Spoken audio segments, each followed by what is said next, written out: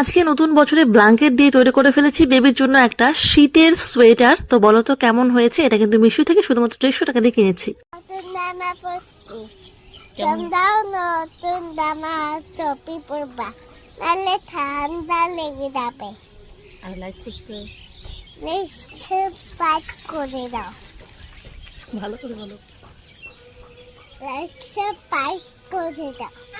আপনারটা কেমন লাগছে বলো। আমাদের জামা কাপড় যত না আছে তার থেকে ডাবল আমাদের বেবির জামা। আসলে বাচ্চাদের জামা কাপড় কিন্তু অনেক বেশি থাকে, তারপরেও কিন্তু যখন কুয়াশা থাকে বা জামা কাপড় শুকোয় না, এখন যেমন শীতকাল, এই বছর আমার মনে হয় 2026টা হয়তো অনেক বেশি শীত যাবে। যতটুকু আমি দেখেছি এর আগের 2-3 বছরের তুলনায় এই বছর কিন্তু মিনিমাম ঠান্ডাটা অনেক বেশি। তো শীতের কারণে কিন্তু কুয়াশার কারণে জামা কাপড় একদম শুকাচ্ছে না, আর আমাদের বাড়িতে জামা কাপড় শুকোতে দেওয়ারও জায়গা নেই। তো দেখো, আমি একটা আইডিয়া ভাবলাম যে হ্যাঁ, আমি বেবির জন্য সোয়েটার তো বানাতেই পারি, তাই না? আমি তো অনেক রকমের ড্রেস তৈরি করছি, তো একবার এক্সপ্লোর করে দেখি না কেমন হয়। তো কালকে রাত্রে বসে আমি এই সোয়েটারটাকে তৈরি করেছি, আর এটা আমি মিশো থেকে অর্ডার করেছিলাম। এই ব্ল্যাঙ্কেটটাকে মাত্র 130 থেকে 37 টাকার মধ্যে, দেখো উপরে স্ক্রিনে আমি অলরেডি দিয়ে দিয়েছি।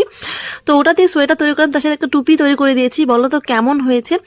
কমেন্ট করে আমাকে জানাতে একদম ভুলবে না কেমন হয়েছে। আর যারা এখনো পর্যন্ত নতুন রয়েছে চ্যানেলে, তারা প্লিজ চ্যানেলটাকে সাবস্ক্রাইব করো, কারণ আমি কিন্তু এরকমই ডিআইওয়াই টাইপের, স্টিচিং টাইপের এবং রিভিউ টাইপের অনেক ভিডিও, ইনফরমেটিভ ভিডিও নিয়ে আসি। এখানে কোনো রকম ফালতু ভিডিও তোমরা দেখতে পাবে না।